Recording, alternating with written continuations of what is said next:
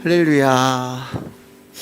하나님의 말씀은 고린도전서 8장 1절에서 3절까지 말씀 보도록 하겠습니다.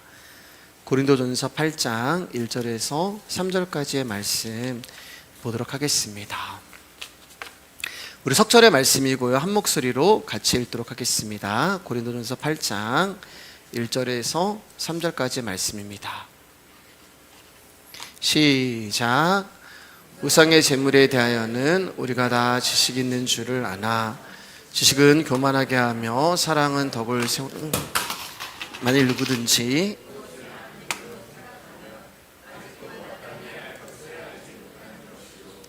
또 누구든지 하나님을 사랑하면 그 사람은 하나님도 알아주시느니라. 아멘. 오늘 말씀의 제목 한번 크게 읽어볼까요? 시작. 옆 사람과 인사하겠습니다. 귀하십니다. 오늘 고린도전서 8장을 다 나누도록 하겠습니다. 고린도전서 8장의 시작은 우상의 재물에 대하여는 이라고 시작을 하고 있어요. 그러니까 7장에서 너희가 쓴 문제에 대하여 라고 시작된 고린도 교회의 질문 안에는 남자와 여자의 문제, 결혼의 문제, 독신의 문제, 이혼의 문제, 그리고 우상의 재물에 관한 문제도 있었던 것입니다. 이런 것을 보면 고린도 교회는 참 조용한 날이 없었겠구나라는 생각이 들 정도로 많은 갈등과 문제들이 있었던 교회였어요. 당시 고린도라는 지역은 이방 신들을 왕성하게 열심히 섬기던 그런 도시였습니다. 그래서 고린도 지역에 있는 사람들은 자신들이 섬기는 신들에게 제사를 지내는 신전들이 굉장히 많이 있었어요. 그리고 그 신들에게 제사를 지낼 때는 항상 제물이 있었는데 소나 양 또는 그 밖의 짐승을 잡아서 제사를 지냈는데, 제사를 지내고 난 고기는 양이 너무 많아서 신전 안에서 전부 소화가 안 되었습니다. 그래서 우상에게 바치고 남은 고기 중 일부는 제물을 바치는 자들에게 돌려주기도 했었고, 일부는 사제들이 가져가서 집에서 사람을 초청해 잔치도 했으며, 일부는 시장에 내다 팔기도 했어요. 그런데 시장에서 파는 고기는 고기를 파는 사람에게 이게 혹시 신전에서 온 고기입니까? 라고 물어보지 않는 이상은 이 고기가 우상에게 바쳤던 고기인지 아닌지 그 여부를 알 수 없었던 것입니다. 그래서 여기서 이제 우상의 재물에 관한 문제가 발생을 하는데, 그것은 그러면 과연 이교도 사제들이 그리스도인들을 초청해서 우상에게 바친 고기로 음식을 만들어서 대접을 할 때 그것을 먹어도 되는가? 그리고 우상에게 바쳤던 고기를 시장에서 사서 먹어도 괜찮은가? 이 문제로 고린도 교회 안에 갈등이 일어나기 시작했습니다. 그리고 이 문제에 대한 고린도 교회인들이 취한 행동은 두 가지였어요. 그리고 이 두 가지의 선택에 따라서 고린도 교인들이 또 두 부류로 나누게 되었습니다. 어떤 이들은 율법에 우상에게 바쳐진 고기는 부정한 것이니 손도 대지 말라 하셨다 해서 우상 제물을 먹는 것을 우상을 신으로 섬기는 것이므로 먹으면 안 된다는 주장을 하는 부류였어요.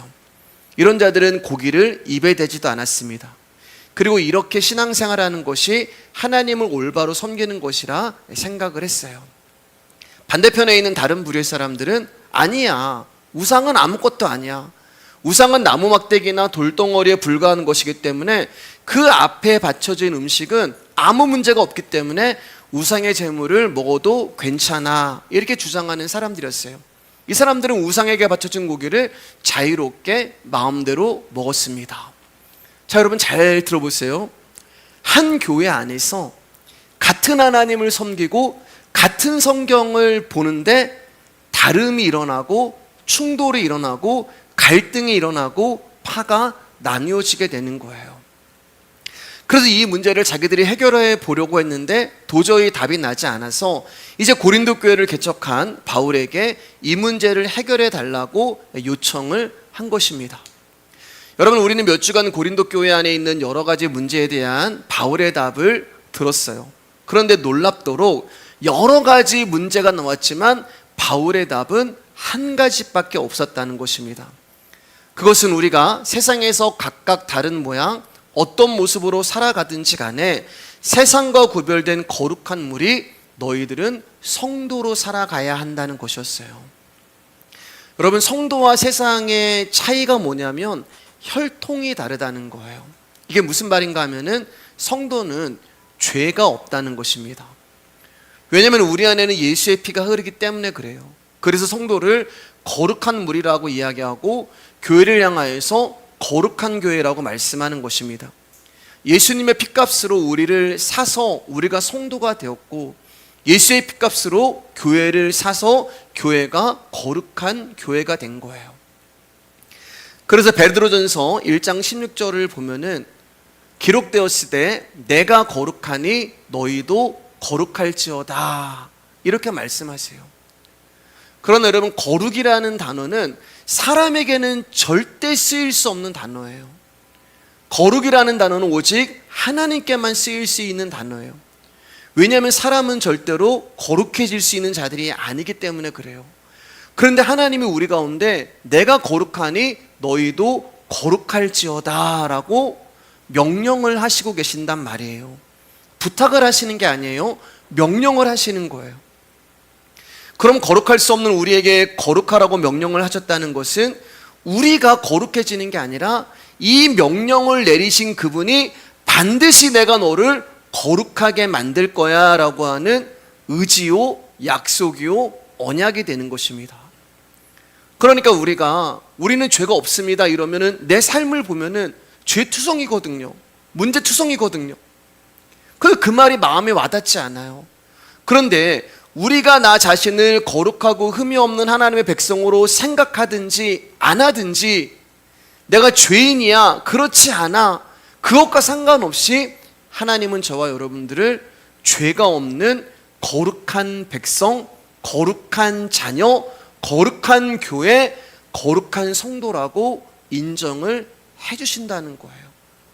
그래서 저와 여러분들이 은혜로 값없이 구원을 받았다고 말씀하는 것입니다. 여러분, 바울은 인생 내내 하나님의 죄인된 자신을 참아주시고 기다려주시고 용서해주시고 사랑해주시면서 거룩한 하나님의 백성으로 만드시는 이 은혜를 알게 되자 죄인 중에 괴수가 되어 버렸어요.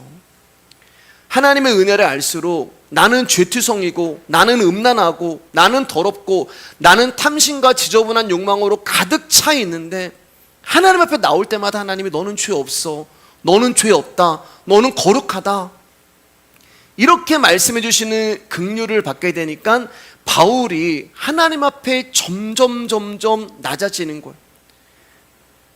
고개를 똑바로 들을 수가 없는 거예요. 그러면서 나라는 존재가 점점 사라지는 거예요. 그래서 결국에는 하나님, 나는 죄인 중에 왕입니다 라는 고백만 남는 거예요. 여러분, 죄인 중에 왕이 무슨 할 말이 있어요? 성도는 이처럼 죄인 위에 덮고 있는 하나님의 은혜, 감당할 수 없는 은혜, 불가항력적인 은혜를 평생 체휼하고 살기 때문에 성도에게서 나올 수 있는 고백은, 하나님, 나에게는 당신의 불쌍히 여기심과 긍휼히 여기심이 없으면 아무것도 아닙니다라는 고백밖에 나올 수 없는 거예요. 그래서 은혜를 알면 알수록 나라는 자랑이 사라지고, 나라는 이름이 없어지고, 내가 뭐 했다라는 게 없어진다는 말씀을 드리는 것입니다. 우리가 인생을 살아가는 이유가 바로 이거란 말이에요. 저와 여러분들을 70여 80이라고 하는 인생 가운데 던져놓으신 이유가 이 사랑을 알라고 우리를 던져놓으신 거예요. 제가 여러 번 말씀드렸잖아요. 왜 하나님이 우리를 창세전에 선택하신 이유가 하나님 나라의 백성으로 집어넣는 게 하나님 뜻인데, 그러면 창세전에서 영원으로 집어넣으면 되는데 왜 중간에 인생 가운데 우리를 던져놓으셨냔 말이에요. 이 사랑 알라고. 너희들이 뭐 잘나서 구원받은 거 아니야. 제가 만만한 사람이 없으니까 항상 강혁이 얘기하는데, 강혁아, 네가 대단해서 내가 너를 구원한 게 아니야. 이거 알라고 우리를 인생 가운데 던져놓으신 거예요. 여러분, 그래서 이것을 다른 말로 얘기하면 복음을 살아내라고 우리를 던져놓으셨단 말입니다. 여러분, 복음은 머리로 아는 게 아니에요. 오늘 이제 8장에서 바울의 지식에 대해서 얘기를 한단 말이에요. 여러분, 복음은 머리로 하는 게 아니라 우리의 인생 동안 십자가의 복음을 직접 살아가고 살아내면서 예수 그리스도의 은혜를 알게 되는 거예요. 그런 자들만 나 주님 없으면 안 돼요, 나 주님 없으면 살 수 없어요 라는 고백을 할 수 있는 것입니다.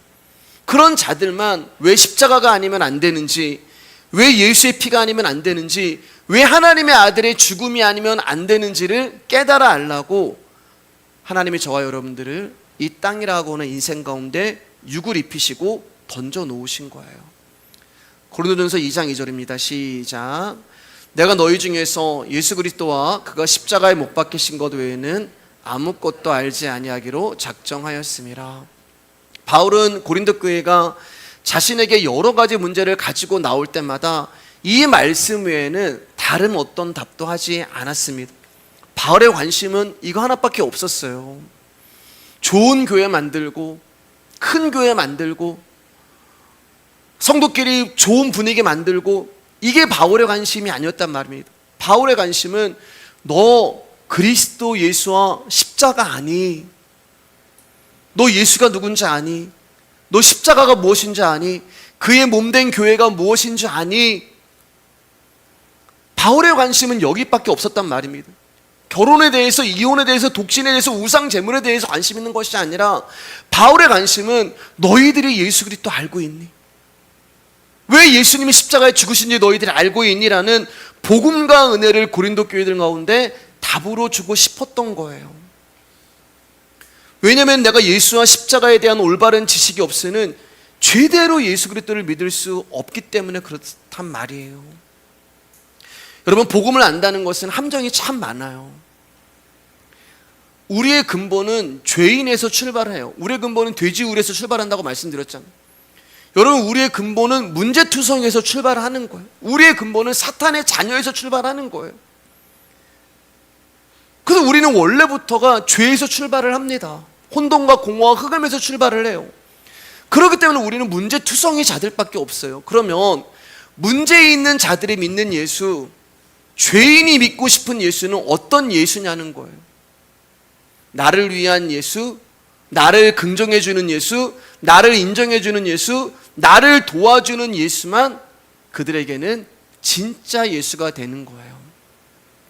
그러니까 여러분, 내가 복음으로 거듭나지 않는다면 어쩌면 우리가 평생 신앙생활하지만 가짜 예수를 진짜 예수라 생각하며 열심히 돛닦고 있을 수도 있단 말이에요.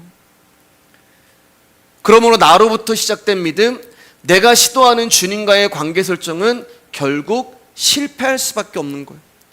그러다 보니 교회로 모였다는 사람들 사이에 서로 갈등과 분쟁이 일어날 수밖에 없는 거예요. 성경이 말하는 예수 그리스도는 한 분인데 사람이 믿는 예수는 너무 많아요.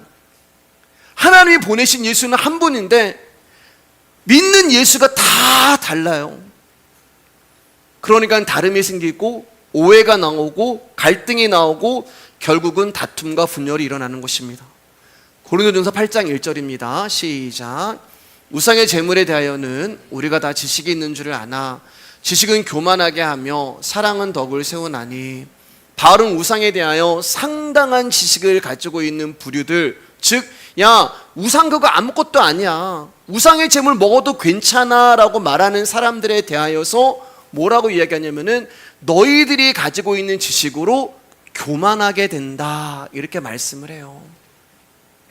여러분, 사실 우상의 재물에 대한 그들의 지식과 실천은 전혀 문제될 것도 없고 잘못된 것도 아니에요. 어쩌면 우상은 아무것도 아니기 때문에 우상에게 바쳐진 고기는 먹어도 괜찮다라고 하는 이들의 주장이 어쩌면 오히려 성경과 일치하는 주장일 수도 있어요. 다를 수도 있어요. 그런데 바울은 그 지식으로 인하여 교만하게 되어짐으로 말미암아 어떻게 하는 거예요? 교만해지면 어떻게 되는 거예요, 여러분? 교만해진다는 말은 내가 남보다 높아진다는 말이잖아요. 저 사람보다 내가 뭔가를 더 가지고 있고, 저 사람보다 내가 높은 곳에 있고, 저 사람보다 내가 뭔가 좀 더 잘났기 때문에 교만해지는 거잖아요. 자, 그러면 이 상당한 지식을 가지고 있는 사람들이 누구에 대해서 교만해지는 거예요? 반대편에 있는 사람들, 우상의 재물을 먹으면 안 돼, 그 사람들보다 교만해지는 거예요. 아유, 저런 무식한. 아니, 성경을 저렇게 몰라? 아니, 예수 그리스도가 십자가에 죽으심으로 말미암아 모든 것이 우리가 자유하게 됐는데, 저 복음도 모르는 인간. 반대편에 있는 사람들을 나의 지식으로 말미암아 멸시하게 되는 거예요. 여러분, 우상은 아무것도 아니다를 주장하는 사람들의 눈에 반대편에 있는 사람들이 얼마나 무식하게 보이겠어요. 예수님이 오셔서 십자가의 복음을 주고 가셨는데 여전히 구약의 율법에 매여서 구약을 지켜야 한다고 하는 그들을 보니 얼마나 답답해 보였겠습니까? 그럼 반대편에 있는 사람들은 어떻겠어요? 기분 나쁘죠. 자기들을 무시하니까. 우상에게 바친 제물은 먹으면 안 된다를 주장하는 사람들의 입장에서는 우리는 그래도 오랫동안 조상들이 지켜왔던 관습과 우리의 나름대로의 성경 지식으로 반대편 사람들이 우상의 제물을 먹는 것을 보면서 저 사람들은 하나님을 향한 믿음도 없다, 하나님을 향한 신앙도 없다. 그러니까 지금 서로 자기들의 지식을 가지고 비난하고 비판하고 헐뜯고 있는 거예요. 어디서요? 한 교회 안에서. 무엇을 가지고요? 성경의 지식을 가지고요.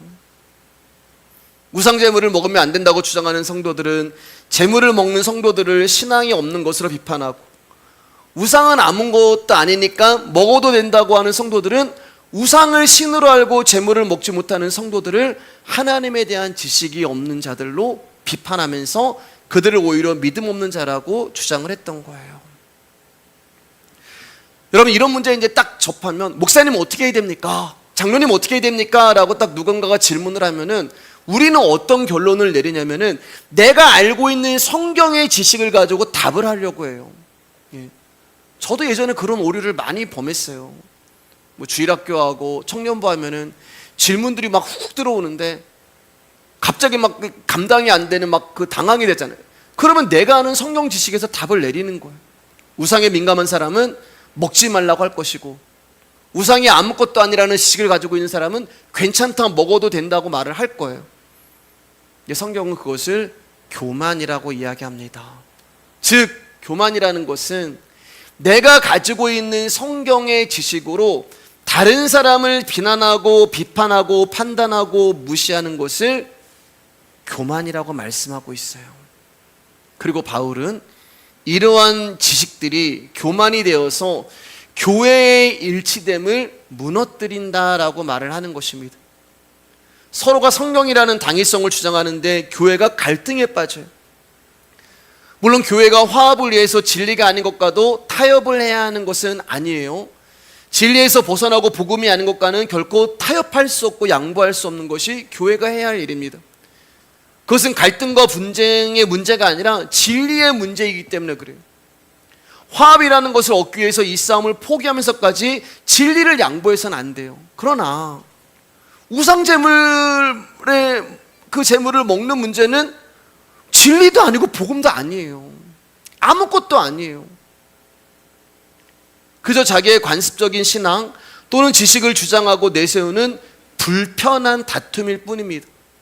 마치 우리가 수지 동안 말씀했던 것처럼 결혼을 하든 이혼을 하든 독신으로 살든 그 모든 것들이 우리의 구원의 문제와 아무 상관없듯이 우상 제물 역시 먹어도 되고 안 먹어도 되고, 먹는다고 해서 복음이 해방되는 것도 아니고 먹지 않는다고 해서 복음이 증거되는 것도 아니란 말이에요. 제가 이제 오래전에 청년부 사역을 할 때 안식일에 대한 설교를 한 적이 있었어요. 제가 왜 이 주제로 설교를 한 이유가 뭐냐면은 청년들이 이제 질문을 해서 그래요. 목사님, 성경에 토요일이 안식일인데 왜 우리는 일요일을 주일로 지키느냐라고 하는 질문을 받았기 때문에 제가 청년들 가운데 안식일이 무엇인가에 대해서 설교를 했던 기억이 있습니다. 여러분, 성경에 주일이라는 말은 없어요. 주일이란 말은 없어요. 그래서 청년들이 막 일요일, 주일이라고 해야지, 그렇게 안 하셔도 돼요. 계시록에 주의 날이라는 말은 있지만 성경에 주일이라는 말은 없습니다. 우리가 성수주일이라고 하는 말을 쓰는데 이 말도 성경에 없어요. 여러분, 그 뜻은 뭐예요? 우리는 주일을 거룩하게 지켜야 한다는 것을 강조하기 위해서 성수주일을 만든 것입니다. 여러분, 좋은 의미예요. 그리고 저도 주일 성수를 귀하게 여기고 강조하는 사람입니다. 근데 문제는 주일만 거룩하고 다른 날은 거룩하지 않냐는 것입니다. 주일만 하나님 위해서 살고 다른 날은 하나님과 관계없이 막 살아도 되냐는 말이에요. 당시 제 설교의 이제 핵심은 달과 날이 주의 것이기 때문에 주일은 어떤 특정한 날이 중요한 것이 아니라 우리가 늘 말하는 것처럼 1년 365일 모든 날 52주가 성탄절이고 부활절이다. 이것을 이제 강조했던 내용이었습니다. 시간과 상관없이 영원한 하나님이, 시간과 상관이 없는 영원한 하나님이 여러분 시간을 창조하셨어요. 여러분, 시간이라는 것이 하나님 앞에는 존재하지 않는다고 말씀드렸죠. 1년 365일 24시간. 근데 하나님이 이 시간을 창조하셨어요. 하나님이 나를 만드셨고, 하나님이 달을 만드셨고, 하나님이 시간을 만드셨습니다. 안식일이라는 것은 하나님은 이제 시간이 필요가 없는 분이거든요. 왜요? 그분이 영원하시거든요. 끝이 없는 분이거든요. 영원이에요. 시간이 필요가 없어요. 근데 안식이라는 것을 우리 가운데 설명해 주시기 위해서 하나님이 시간을 1, 2, 3, 4, 5, 6, 7 이렇게 7일로 나눈 거예요. 조금 전에 말씀드렸지만 하나님은 날도 달도 시간도 필요가 없는 분이에요. 영원이고 안식이기 때문에. 그러니까 우리 가운데 안식이 무엇인가를 알려주시기 위해서 일주일 7일을 만드셨습니다. 여러분, 잘 이제 상식적으로 생각해 보세요. 7일은 7번의 날로 되어 있어요. 1, 2, 3, 4, 5, 6, 7. 자, 이렇게 7이 끝나요. 그러면 8이 돼야 되잖아요. 근데 다시 뭘로 돌아가요? 1로 돌아가요. 그래서 1, 2, 3, 4, 5, 6, 7 8이 안 되고 또 1로 돌아가요. 끝도 없이 반복이 되는 거예요. 여러분, 이 시간이라는 것이 그게 영원이란 말이에요. 그러니까 7일이라는 시간을 통하여서 끝이 없으신 하나님의 영혼을 우리 가운데 알려주시는 것입니다. 그 당신의 영혼이 무엇인가를 알려주시기 위해서 우리 가운데 7일이라는 시간을 주신 거예요. 그렇기 때문에 첫째 날도 안식일이고, 둘째 날도 안식일이고, 셋째 날도 주의 날이고, 넷째 날, 다섯째 날, 여섯째 날, 일곱째 날 다 하나님의 날이란 말이에요. 영혼 안에 통으로 들어가 있기 때문에. 그 시간이 인격이 되어 이 땅에 오신 분이 예수님이고, 그 시간이 장소가 된 곳이 성전이란 말이에요. 그러니까 예수님이 계시는 곳이 성전이 되는 거예요. 영원이 되는 거고 안식이 되는 거예요.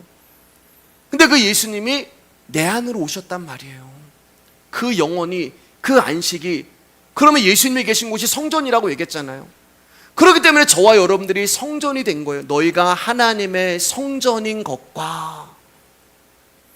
성전은 하나님 나라를 말합니다. 예수님이 계신 곳이 성전이고 그 성전은 하나님 나라가 되는 거예요. 그러니까 우리는 날마다 1년 365일 예수님 때문에 성전이 되어 안식할 수가 있는 거예요. 여러분이 집에 있든 직장에 있든 운전을 하든 예배를 드리든 초막이나 궁궐이나 내주 예수 모신 곳이 그 어디나 하늘나라가 되는 거예요. 자, 그런데 그날 한 청년이 제 설교를 듣고 큰 깨달음을 받고 은혜를 받았나 봐요. 그리고 며칠 후 그 청년의 부모님으로부터 전화 한 통이 왔습니다. 여러분, 이 부모님은 이제 다른 지역에 살고 계시는데 다른 교회를 다니셨는데 이제 재건 신학을 강조하는 교단의 교회를 출석하고 계셨어요. 여러분, 이제 재건 신학이라고 하는 말은 굉장히 이제 전통 보수적 그 개혁 신학을 강조하는 교회를 말하는데, 쉽게 말씀드리면 주일날 돈 쓰면 안 되는 교회, 예를 들면 이제 그런 교회예요. 주일날 밥 사 먹으면 안 되고, 주일날 오락하면 안 되고, 주일날 카페로 가도 안 되고, 버스를 타도 안 되고, 초대교회의 원형으로 돌아가자는 것을 강조하는 그런 교회를 다니고 계셨습니다. 그래서 제가 아는 어떤 분은 주일날 아예 출근 준비를 하고 와서 교회에서 자고 월요일날 출근을 하세요. 왜냐면 주일날 버스 타면 안 돼가지고 돈 쓰는 거잖아요. 그런 교회를 이제 다니셨어요.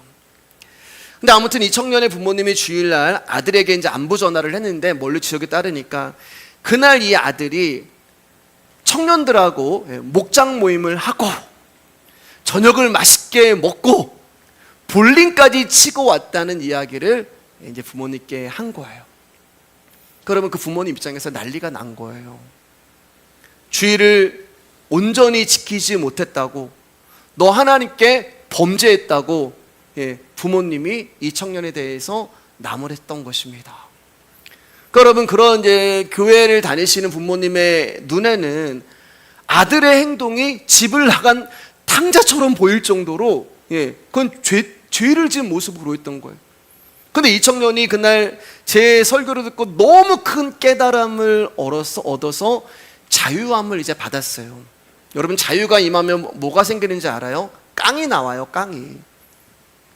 그러니까 평소에 부모님께 말대꾸도 못했던 이 청년이 어디서 그런 깡다구가 나왔는지 성령님이 막 임하시니까 부모님과 전화로 설전을 벌였는데, 전화를 하다가 다른 목사님이 이렇게 말씀하셨다면 참 좋았을 텐데 제 이름을 콕 집어서 우리 목사님이 안식일과 주일은 이런 날이라고 말씀하셨다고 부모님께 아주 확신에 찬 목소리로 들은 말씀을 증거한 것입니다. 그리고 마지막에 친절하게도 제 전화번호를 어머니께 알려드렸던 거예요. 그래서 그 청년 어머니한테 전화가 왔어요. 저랑 이제 이야기를 했습니다. 아들에게 들은 설교에, 근데 그 부모님이, 어머님이 아들에게 들은 설교의 내용을 막 얘기하시다가 마지막에 저에게 뭐라고 말씀하시면 전화를 딱 끊으셨냐면 이렇게 말씀하셨어요. 목사님, 주일날 돈 쓰고 오락즐기는 것은 분명한 죄입니다 라고 저를 훈계하시면서 전화를 끊으셨습니다. 근데 여러분, 주일날 목장 모임하고 밥 먹는 게 죄라면 죄 아닌 게 어디 있어요? 일어서도 죄고, 앉아도 죄고, 숨 쉬는 것도 죄고, 밥 먹어도 죄고, 청소하는 것도 죄고, 운전하는 것도 죄고, 마치 신앙생활하면서 어떻게 하면 더 죄인이 될 수 있을까를 경쟁하는 거잖아요. 물론 십자가는 우리의 죄를 이해합니다. 그러나 십자가는 그 죄에서 우리를 자유하게 하시고 풀어놓아 다니게 하시는 일도 하세요. 근데 우리는 하나만 보는 거예요. 그러니까 그 부모님이 저에게 하시고 싶었던 내용은 제가 했던 설교의 내용이 아니라 당신의 아들이 한 행위를 가지고 저에게 따지시는 거였어요. 복음이 아닌, 말씀이 아닌 행위에 중점을 두고 저에게 훈계를 하신 것입니다. 여러분, 목회를 하면 이런 일이 상당히 많아요. 아무리 설명을 하고 말씀을 나눈다 하더라도 그것이 아니라고 복음을 전해도 하나만 보고 한쪽에 있는 분들은 너무 단단한 굴레에 매여서 복음이 들리지 않는 거예요. 왜냐하면 내가 맞기 때문에 그래요. 두 사람이 막 싸워요. 그럼 누가 옳은 줄 아세요? 다 내가 옳은 거예요. 내가 맞고 내가 옳기 때문에 그래요. 말씀보다 내 주장이 옳고 말씀보다 내 옳음이 맞고. 근데 교회 안에 이런 모습이 너무 많아요. 여러분, 왜 이런 일이 생길까? 그것은 말씀에 사람이 손을 대기 때문에 그렇습니다. 거기서 예수님에 대한 오해, 십자가에 대한 오해가 생기는 거예요. 여러분, 인간은 말씀에 손을 대면 안 돼요. 우리가 감히 손을 댈 수 있는 말씀이 아닙니다. 우리가 생기기도 전에 이미 창세전에 존재했던 것이 하나님 말씀인데 그것을 내가 좀 바꿔봐야지 라고 하면서 마치 율법학자들처럼 내 편의에 맞게 그렇게 말씀을 바꾸면 안 돼요. 그 모습이 하나님의 언약궤를 수레에 싣고 흔들릴 때마다 그 언약궤를 손으로 잡고 바로 잡았던 웃사람 말이에요. 감히 하나님의 말씀을 내 아래에 두고 흔들릴 때마다 내가 잡는, 그래서 하나님이 웃사를 심판하는 거예요. 예수 그리스도의 십자가의 복음만 증거되어야 하는 성경을 사람들이 갈기갈기 난도질을 해놨단 말입니다. 예정론이 맞느냐 틀리느냐, 세례가 옳으냐 침례가 옳으냐, 유아세례를 하는 게 맞냐 안 하는 게 맞냐, 내가 언제 구원을 받았냐, 왜 이 교회는 헌금 시간이 따로 없냐, 왜 이 교회는 성가대를 안 하냐, 왜 여기는 목사가 가운을 안 입냐, 왜 피아노 안 치고 싱드 치냐, 왜 드럼 치냐, 예배 순서가 왜 이러냐. 여러분, 이런 게 너무 많아요. 심지어 세족식을 할 때 오른발부터 닦는 것이 옳으냐 왼발부터 닦는 것이 옳으냐, 실제로 이게 싸움이 붙어서요 교회가 나누어졌어요. 우리나라 이야기가 아니라 미국 테네시주에 있는 형제 교단에 속한 이야기인데 실제 지금 있는 교회예요. 여러분, 이 교회는 목사님이 세족식을 굉장히 중요하게 생각했다고 합니다. 그래서 세족식을 굉장히 자주 했어요. 큰 비중을 두고 자주 하였습니다. 근데 목사님이 성도들의 발을 씻겨줄 때 한 집사님이 목사님께 이렇게 질문한 거예요. 근데 목사님, 왜 항상 왼발부터 씻겨주십니까? 그래서 목사님이 습관적으로 이제 자기가 교인들의 왼발을 씻어주는 것을 이제 알게 된 거예요. 특별한 이유는 없습니다. 그냥 마주보고 있는 자세에서 왼발부터 씻기는 것이 자연스러워서 그렇게 한 것입니다. 그럼 어느 발부터 씻어도 괜찮지 않습니까? 이렇게 이제 목사님 답을 했어요. 그러자 그 성도님이, 집사님이, 그럼 목사님, 어느 발부터 씻어도 괜찮다면 저는 다음부터는 오른발부터 씻겨주시면 안 되겠습니까? 라고 부탁을 했어요. 어려운 거 아니잖아요, 여러분. 아니, 집사님, 그럼 다음부터 집사님은 오른발부터 제가 씻겨드릴 테니까 오른발 먼저 내밀어 주세요. 혹시 제가 잊어버릴 수 있으니까 제가 혹시 실수하면 말씀해 주세요. 이렇게 얘기하면 아무 문제가 없잖아요. 근데 그날 밤 목사님이 잠자리에 누웠는데 기분이 나쁜 거예요. 감히 내가 발을 씻겨주는 것만으로도 감지덕지하고 고마워하고 감동을 해야지 나한테 지금 어느 발 먼저 씻겨달라고 요구를 해? 마음이 어려워진 거예요. 그래서 목사님 그 다음 세족식에서 그 집사님을 만났는데 그 집사님의 요구를 무시하고 왼발부터 씻겨준 거예요. 그래서 그 일이 빌미가 되어서 세족식을 할 때마다 예수님의 제자들이 세족식을 해줄 때 오른발부터 씻겼냐 왼발부터 씻겼냐, 그런데 우리 목사님은 자기 마음대로 하냐, 이런 논쟁이 벌어졌고 이 일로 교회가 분열이 됐고 성도 안에 다툼이 일어났고 교회가 둘로 나누어졌습니다. 나누어진 교회가 바로 그 앞에다가 교회를 개척했는데 교회 이름이 오른발 교회예요. 여러분, 이거 진짜 있는 얘기예요. 아니, 왼발이고 오른발이건 그게 뭐가 중요해요? 목사도 성도도 아무것도 아닌 일에 쓸데없는 것에 자존심 세우고 고집을 피우는 바람에 결국 아무것도 아닌 일에 교회가 무너졌단 말이에요. 솔직히 이런 일 한두 가지가 아니잖아요, 여러분. 뭐가 중요해요?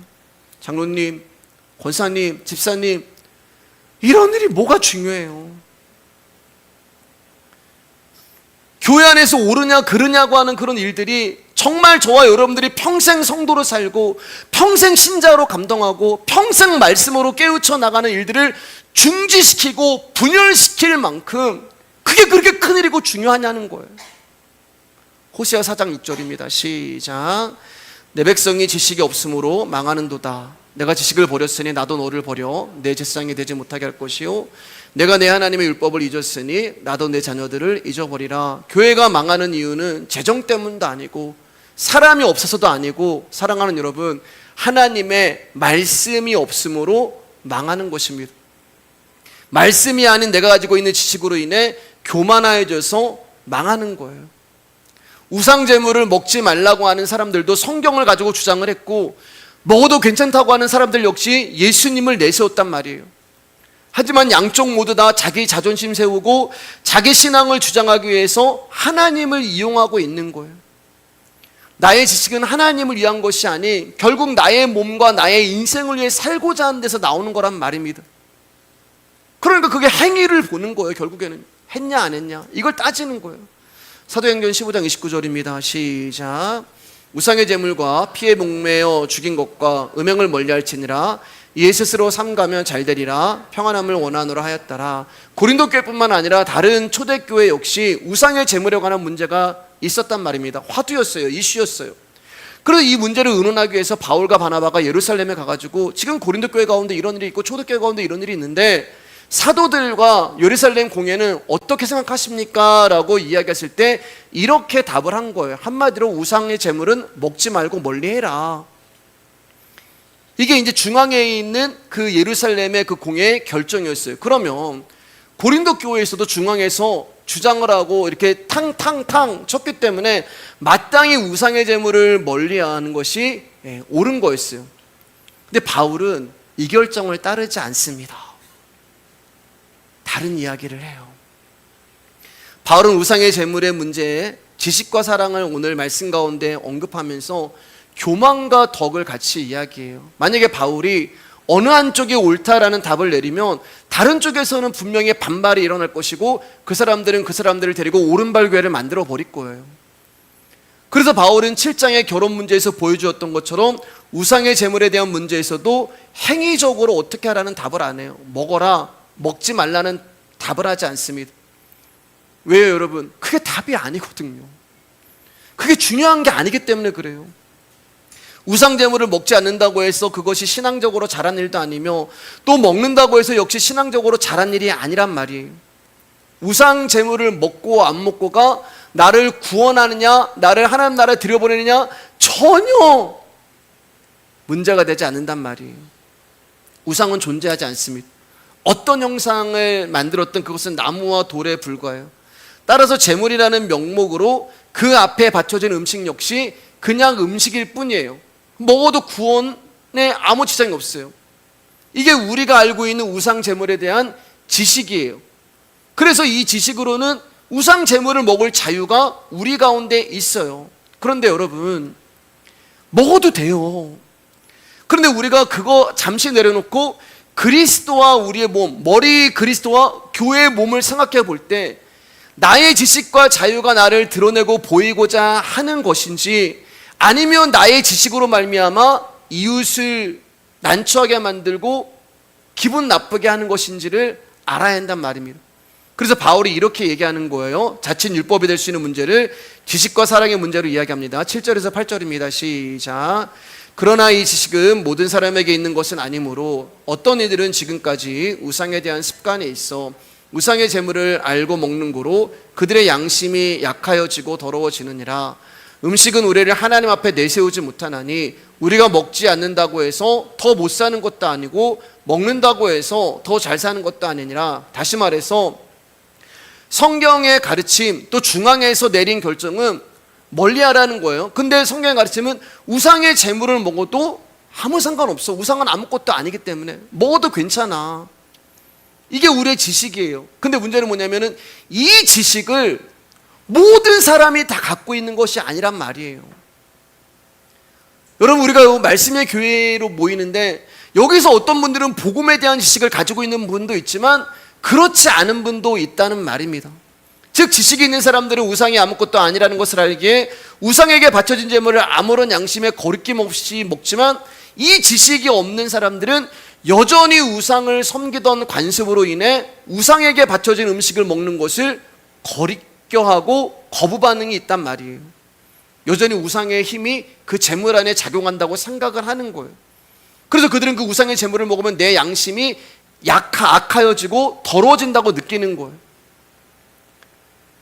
그러니까 지식이 있는 자들에게는 우상의 제물을 먹는 것이 합당한 일이지만 이 지식이 없는 자들에게는 우상의 제물을 먹는 것이 그들에게는 우상 숭배가 되고 죄가 되는 거예요. 예를 들면 이런 거예요, 여러분. 제가 장례를 인도하거나 조문을 하러 가면 성도님들하고 같이 갈 때 어떤 분들은 장례식장에서 주는 음식을 드시는 분도 계시지만 어떤 분들은 안 드시는 분도 계세요. 그렇죠, 여러분. 예, 안 드시는 분도 계세요. 솔직히 안 드시는 분들의 솔직한 마음은 뭐예요? 좀 찝찝하잖아요. 마음 가운데 좀 어려움이 있잖아요. 예, 그래서 안 드시는 거예요. 드시는 분들은요, 거리낌이 없으니까 드시는 거예요. 그러면 드시는 분들은 믿음이 좋은 분들이고 안 드시는 분들은 그렇지 않냐는 거예요. 그 이야기를 하는 거예요. 여러분, 드시는 분들은 배가 고파서 드시는 것이고 안 드시는 분들은 배가 불러서 안 드시는 거예요. 근데 우리는 이것을 가지고 야, 장례식장에 뭐 귀신이 음식에 묻었냐? 예, 실제로 제가 다 경험했던 것들이에요. 그거 가지고 그 사람의 믿음을 이야기하고 신앙을 이야기하고 다른 사람을 무시하고 비난한단 말입니다. 그래서 바울이 9절과 12절에서 이렇게 말해요. 크게 읽겠습니다. 시작. 그런즉 너희의 자유가 믿음이 약한 자들에게 걸려 넘어지게 하는 것이 되지 않도록 조심하라. 이같이 너희가 형제에게 죄를 지어 그 약한 양심을 상하게 하는 것이 곧 그리스도에게 죄를 짓는 것이니라. 지금 바울은 우상제물을 먹냐 안 먹냐를 가지고 죄를 지금 이야기하고 있어요. 분명히 말해요, 여러분.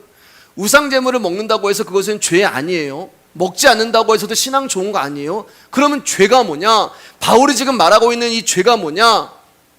그 지식을 이용해서 형제를 염두에 두지 않는 것을 죄라고 이야기합니다.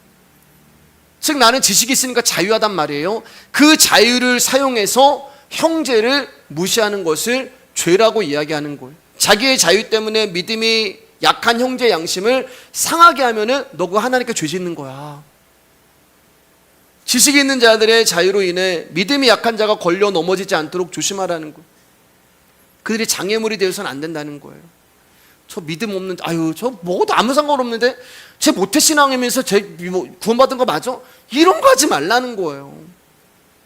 너 지식이 있으면 어떻게 하라는 거예요? 그 장애물을 함께 치워주는 것이지, 그 장애물 넘지 못한다고 비방하면 안 된다는 것입니다. 그게 하나님께 죄를 짓는다는 거예요. 설령 내가 자유롭게 할 수 있는 일이 있다 할지라도 그 내가 충분히 할 수 있는 것이지만 믿음이 약한 사람 때문에 그렇게 하지 말라는 거예요. 여러분, 우상은 절간에 세워놓은 돌부처로 끝나는 것이 아닙니다. 점치고 무당불로다가 구슬하는 것만이 우상이 아니에요. 그럼 여러분들은 지금 우상 안 지키고 말씀대로 살아가는 거예요. 그거 안 하잖아요, 한 번도요. 근데 바울이 말하는 우상은 그게 아니란 말이에요. 바울이 말하는 우상은 형제를 생각하지 않고 자기를 위해서 살고 있는 것을 우상이라고 말합니다. 왜요? 우상은 전부 내 탐심이거든요. 내 중심이거든요. 날 가운데 놓고 일어나는 거거든요. 그리고 바울이 말하는 우상은 자기 중심으로 사는 거예요. 자기가 우상이 되는 거예요. 자기를 중심으로 자기를 위해서 살아가면서 제사 음식 안 먹는다는 것을 가지고 내 신앙 자랑하고, 저는 교회 다니니까 그거 먹으면 안 먹습니다. 마음대로 먹는 것을 가지고 지식이 있는 척하고, 이것도 저것도 다 교만이고 죄고 우상이란 말이에요. 우리 13절 마지막 절 읽겠습니다. 시작. 그러므로 만일 음식이 내 형제를 실족하게 한다면 나는 영원히 고기를 먹지 아니하여 내 형제를 실족하지 않게 하리라. 바울은 지식이 있었어요. 누구보다도. 우상의 재물 먹어도 괜찮아. 누구보다도 바울에게는 이 복음의 지식이 있었습니다. 그런데 바울은 내가 혹시 우상의 재물을 먹음으로 말미암아 바울이 우상에게 바쳐줬던 그 저 고기 먹네, 그 모습을 보고 누군가가 혹시 믿음에서 떠나고 실족하게 된다면 나는 나의 자유를 포기하겠다, 그 이야기 하는 거예요. 여러분, 술 먹고 담배 피는 거 죄 아니잖아요. 술 먹고 담배 피운다고 해서 지옥 가는 거 아니에요. 여러분, 술 먹고 담배 피는 거 그 죄의 문제가 아니에요. 근데 왜 죄의 문제도 아닌데 하지 말라고 하는 것일까? 아니, 성경이 뭐 술 취하지 말라고 얘기했지 술 먹지 말라는 없잖아요. 그럼 왜 하지 말라고 얘기할까? 왜 하지 말라고? 이 모습이에요, 여러분. 바울 이거예요. 내가 술 먹고 담배 피는 모습을 통하여 믿음이 없거나 약한 사람에게 그 모습은 신앙의 걸림돌이 될 수 있단 말이에요. 술 먹는 거, 담배 피는 거 죄 아닙니다. 그러나 내가 술 먹고 담배 피면서 예수님 복음 전할 수 있어요. 제가 전에도 한번 말씀드렸는데, 여러분, 제가 말씀 전하면서 말씀 안 풀리네, 한 대 피고 와야겠다 막 레이기를 막 무슨 강의를 하려고 하는데 막 레이기야, 진짜 막 담배 어디 있어 막 여기서 설교하다가 여러분 재떨이 놓고 막 하다가 저는 담배 한 번 이렇게 턱턱 털면서 막 해가지고 담배 맛있네 이러면 여러분 제 설교의 은혜를 받으시겠냐고요. 믿음이 연약하고 지식이 없는 교회 처음 나온 사람이 있어요. 근데 목사가 담배 피면 담배 맛있다, 이게 말보로 죽이네, 말보로 라이트, 이러면 그 사람이 목사의 그런 모습을 보고 여러분 예수 믿겠냐고요. 믿음이 연약하고 지식이 없는 사람은 아마 제 모습 보면서 예수 믿는 거 포기하고 단념할 거예요. 그래서 우상의 재물을 먹고 술 먹고 담배 피고 오락하고 농담하고 남을 속이는 것들은 죄가 아니지만 하나님의 영광을 위해서 그거 하지 말라고 말씀하시는 거예요. 여러분, 왜 성도가 잘 살아야 합니까? 내가 목사고 장로고 권사고 집사라는 것을 세상이 알기 때문에 그래요. 세상이 보기 때문에 그래요. 야, 저분 교회 장로라고 하지 않았어? 야, 근데 장로가 저런 말 해도 돼? 야, 장로가 저런 짓 해도 돼? 아니, 우리 집 옆에 있는 그분이 목사님이었다고? 저희 집 옆에 이제 그 아저씨가 목사야? 야, 근데 차 한대 주차하는 거 내가 봤는데, 야, 권사가? 집사가? 예. 여러분, 적어도 세상에서 장로가 왜 저래? 이런 소리, 목사가 왜 저래? 이런 소리는 듣지 말아야 하는 거잖아요. 여러분, 진짜 직분은 교회에서 인정해 주는 것이 아니라 믿지 아니하는 사람들이 인정해 줄 때 그게 진짜 직분이 되는 것입니다. 여러분, 내일 이제 9월 11일 날 우리 강혁이가 사고를 당해서 성모병원에서 큰 수술을 받고 다시 태어난 날이잖아요. 제가 이제 마음에 이제 또 그날 이렇게 생각이 나면서 이제 강혁아 축하해 이제 이렇게 톡을 이제 보냈습니다. 하나님의 은혜로 살려주셨습니다.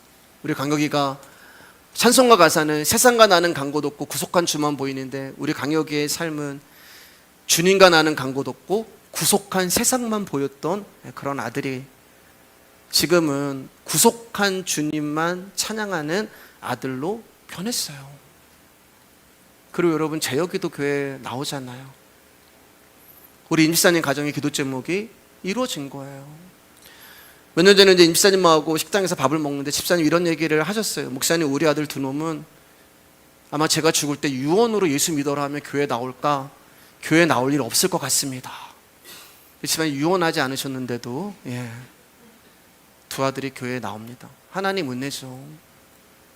근데 여러분, 이 은혜가 우리 강혁이와 재혁이 가운데 찾아가기 전에 먼저 저는 임집사님과 김권사님께 하나님께서 부으셨다고 생각을 해요. 무슨 말이냐 하면은 아들들이 아빠 보지 않겠어요?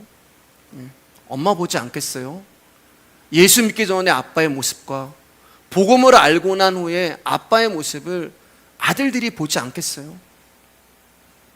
분명 나 고등학교 때 아빠가 나한테 했던 말과 지금 나에게 하는 말이 달라. 말투며 성품이며 행동이며 집에서 보여지는 모습들이 예수님의 십자가의 복음을 아는 자로 모습이 보이지 않았겠냐는 거. 그건 저는 아들들이 봤다고 생각해요. 우리 엄마 아빠 교회 다니니까 예수 믿으니까 뭔가 조금 달라졌네, 뭔가 좀 변했네. 변할 수밖에 없죠, 여러분. 왜냐하면 매일 듣는 것이 십자가의 복음입니다. 그 말씀이 내 안에 쌓이면 밖으로 나올 수밖에 없는 거예요. 즉 믿음으로 사시는 아버지와 어머니의 모습이 믿음이 없고 연약한 자녀들을 저는 주님께 인도하는 도구가 된 것이라고 생각을 합니다. 집사님, 권사님 믿음으로 참 잘 사셨습니다. 이제 우리 예은이, 오윤이 차례예요. 장로님, 권사님, 예수님의 사랑이 날 살리신 그 은혜를 자녀들에게 보여주시기를 부탁드리겠습니다. 같이 주례사 같이 좀 되네요. 네. 여러분, 저는 여러분의 자녀들을 위해서 기도합니다. 여러분 자녀들 구원을 위해서 기도해요. 다른 사람의 영혼보다 내 자녀의 영혼이 구원을 받는 것이 진짜 급한 일이잖아요. 하나님이 언제 오실지 모르고 우리가 하나님 앞에 언제 갈지 모르는데, 근데 이 기도가 저보다 여러분들이 더 간절해야 되잖아요. 하나님의 때에 하나님 불러주시겠죠? 아니에요. 사도행전 1장 8절 말씀 가운데 오직 성령이 너에게 임하시면 너희가 권능을 받고 예루살렘과 온 유대와 사마리아 땅까지 내 증인이 되리라. 여러분, 증인은 보고 들은 것을 보여주는 사람이에요. 어려운 거 없어요. 증인은 내가 본 거 이야기하고 내가 들은 거 이야기하는 게 증인이에요.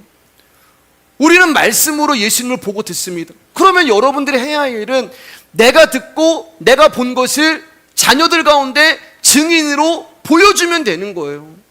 그게 증인의 삶이란 말입니다. 그러니까 여러분들이 증인의 삶을 제대로 살게 되면 자녀들이 여러분들의 모습을 보고 예수님을 상상하며 예수님 앞에 나오지 않겠습니까? 그런데 그 가운데 나의 모습이, 나의 욕심이, 나의 자아가 내 자녀들을 주님께로 인도하지 못하게 만드는 걸림돌이고 죄라면, 그게 술이고 그게 담배고 그게 하나님이 기뻐하시지 아니하는 행동이라면은 여러분 그거 끊어버리고 던져버리고 믿음으로 살아가는 것이 무엇인지 몸부림치고 애쓰고 싸운다면 분명 자녀들은 그 모습, 증인된 아빠 엄마의 모습을 보고 예수님을 영접하는 또 한 명의 성도가 될 것이라고 저는 믿습니다. 말씀 마치겠습니다. 여러분, 사랑하는 여러분, 자유를 나의 편함을 위해서 사용하지 마십시오. 자신의 자유를 포기함으로써 내 자녀가 받을 유익이, 내 형제가 받을 유익이, 내 이웃이 받을 유익이 무엇인가를 생각하시기를 바랍니다. 자유를 사용함으로 형제에게 미칠 영향을 생각하시길 부탁드립니다. 이것이 사랑이란 말이에요. 형제를 위해서 무엇을 양보해야 될지, 내가 자녀를 위해서 어떻게 살아야 할지, 내가 저 사람을 위해서 어떻게 절제하고 어떻게 행동해야 될지, 여러분 여기에 관심을 두셔야 되는 거예요. 이게 교회고, 이런 사랑이 없으면 우리는 모두 교회에 나와서도 내 마음대로 같은 하나님, 같은 성경 보는데도 독고다이로 내가 믿는 하나님만 있는 거예요. 당연히 성도는 성경의 지식이 있어야죠. 성경의 지식이 없으면 옳고 그름을 판단하지 못합니다. 그러나 그 지식에 사랑이 없으면 울리는 꽹과리밖에 안 되는 거예요. 교만이 되는 거예요. 왜냐하면 자신의 지식에 미치지 못한 형제에게 자기의 지식에 이르도록 요구하기 때문에 그래요. 지식은 사랑과 함께 가야 됩니다. 그럴 때 하나님의 마음으로 드러나는 거예요. 여러분, 생화와 조화가 다른 게 있잖아요. 아무리 조화가 이뻐도 거기에는 벌과 나비가 날아오지 않습니다. 여러분, 정말 저와 여러분들이 그리스도의 향기를 바라는 것이 아니라 억지로 척하고 있는 연극을 하고 있다면 절대로 세상은 여러분에 의해서 책망을 받을 수가 없어요. 왜냐하면 그 훌륭한 영화가, 그 훌륭한 연극들이 내 자녀를 변화시킬 수도 없고 이 세상을 변화시킬 수도 없기 때문에 그래요. 왜요? 연극이기 때문에, 쇼이기 때문에 그래요.